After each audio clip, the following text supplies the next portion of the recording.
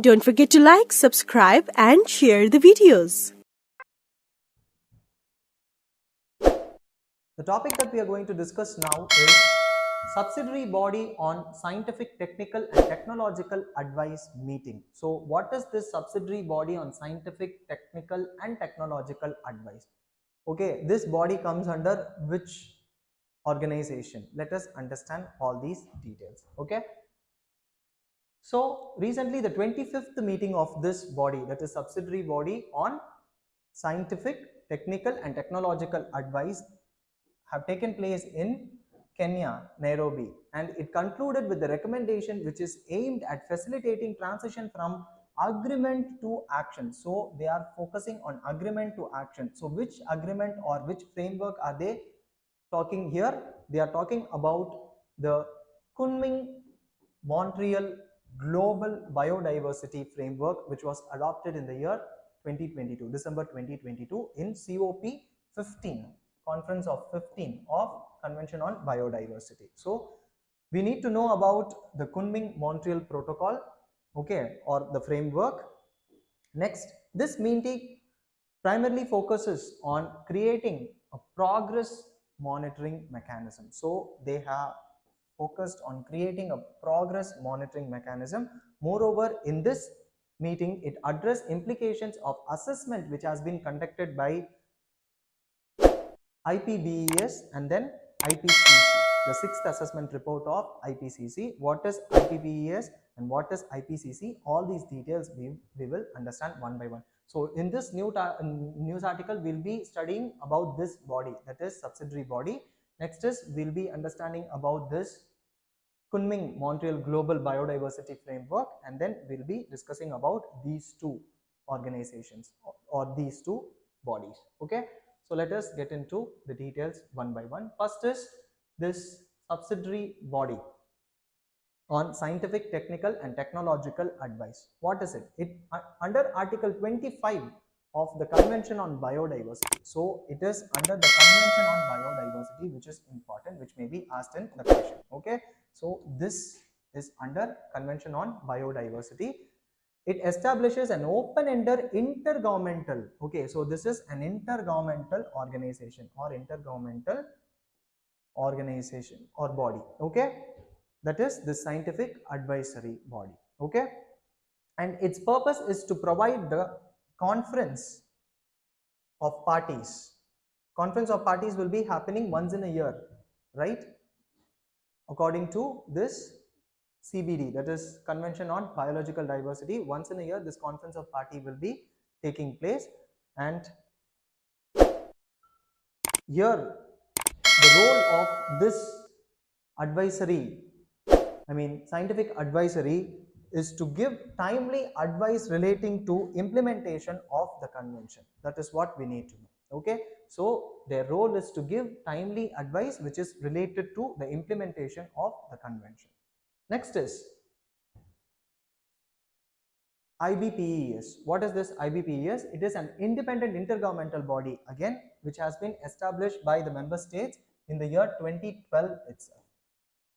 Okay, and it strengthens the science policy interface for biodiversity ecosystem and ecosystem services for conservation and sustainable use of biodiversity, long-term human well-being and sustainable development. This is what the focus area of IBPES. And in this meeting, assessment reports about IBPES was also discussed. That is why we are seeing this here.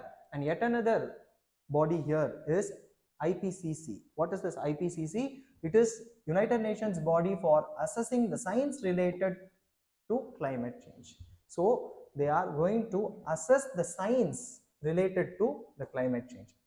Okay, Intergovernmental Panel on Climate Change, that is IPCC, and it was set up in the year 1988 by World Meteorological Organization and United Nations Environment Program, which is important. Okay, this was already asked in UPSC prelims examination, that IPCC was formed by which two organizations? One is WMO and another one is UNEP. Okay, next is, this was done to provide policy makers with regular assessment of the scientific basis of climate change, its impacts and future risks, and also options for adaptation and mitigation. This is what this IPCC, that is Intergovernmental Panel on Climate Change, will be providing. And then they will be releasing assessment reports, and at present they have recently released their 6th assessment report, and this report was discussed in the meeting, in the recently held meeting.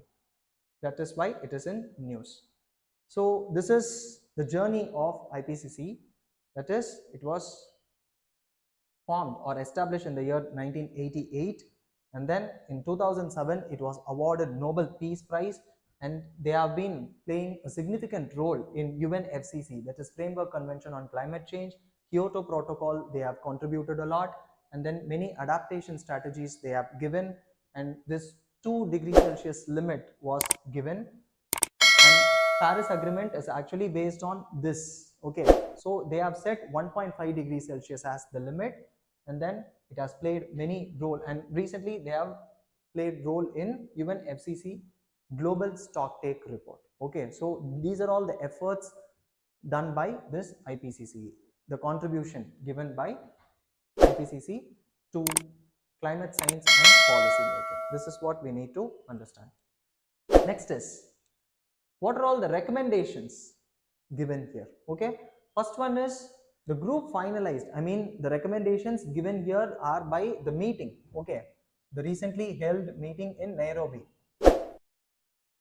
in Kenya. Okay, in this meeting they have given the following recommendation. The first one is, the group finalized 15 key points for presentation in the 16th meeting of the Conference of Parties of Convention on Biological Diversity or Biodiversity.